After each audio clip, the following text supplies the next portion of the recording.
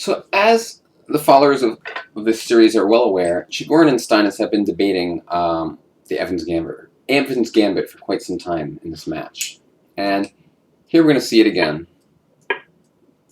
Knight f3, bishop c4, bishop c5, b4, c3. Castles, queen f6, d4, knight on g to e7.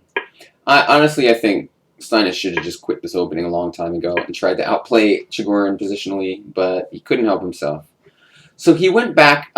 Something different's happening here, actually. Oh, you notice there was, in the other games, it went bishop g5, queen d6.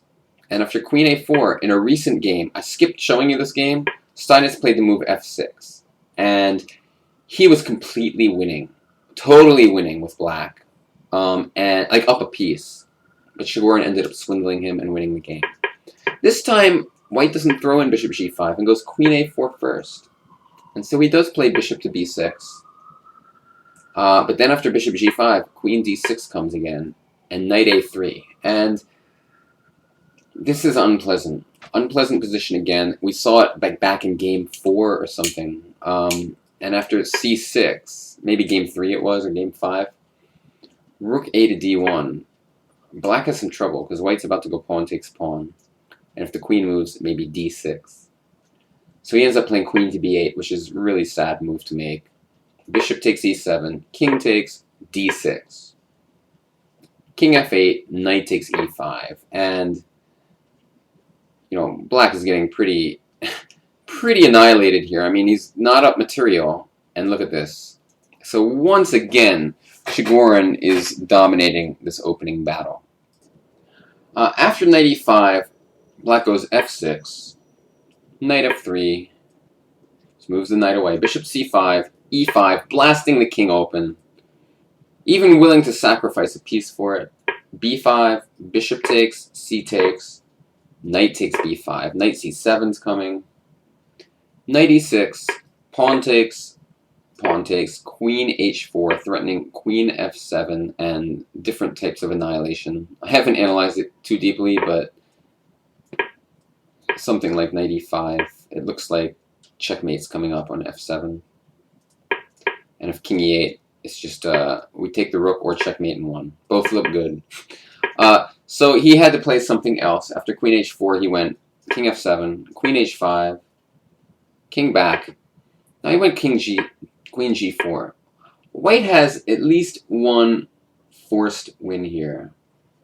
It's not super easy to find, but queen e8.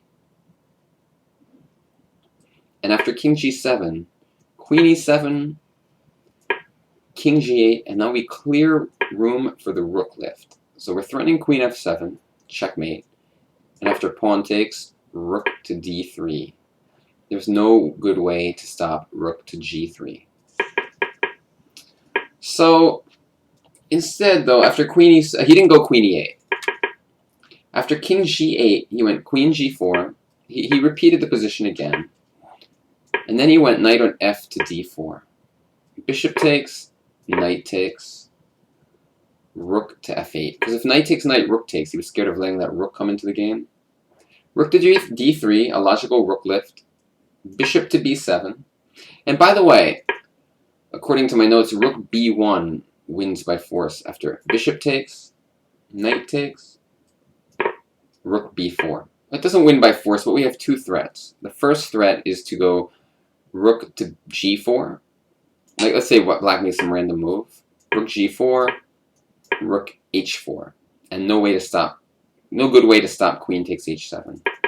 The other threat is just the simple rook f to b1, pinning the bishop and causing all kinds of problems. So, for example, if king h8, wait, where's the position? King h8? Why can't we go rook h4 here? Let's see what Houdini says.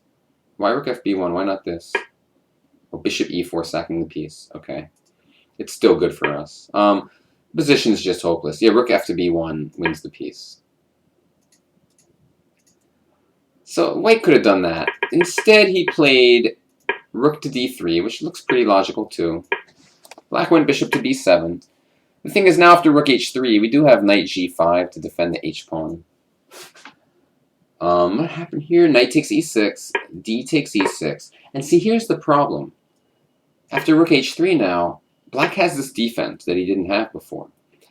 And all of a sudden, bishop g6 is coming. So Chigorin screwed this up big time. This is a huge miscalculation on his part. He had this game in the bag, and he blew it. And now, all of a sudden, after rook h3, bishop e4, black is the one fighting for the advantage. After queen g4, bishop g6, queen takes pawn. Black goes queen b6. I mean, black is now just up a piece. Admittedly, white has 3 pawns for it, but it should be good for black. Rook a to d8, rook to d1, rook f to e8, and now white played c4. And now what move would you play for Steinitz here? And this is just a simple back rank tactic. Black can simply capture on d6. And if queen takes d6, queen takes d6, followed by checkmate. So after that, white lost very, very quickly. He went queen f3, black played rook d3 like a total jerk. Not necessary to do that, but he did. After queen g4, rook e4.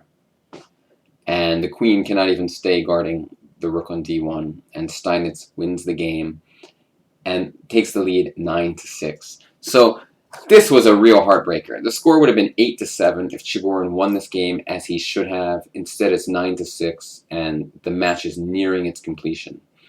So tough break for Chigorin. He had many, many chances to put this game away, and it was still a victory for his Evans Gambit. From the opening, he couldn't have asked for much more. But in the end, Steinitz got the win. He hung in there, defended hard, and Chigorin just missed a few accurate possibilities. See you guys tomorrow. Bye-bye.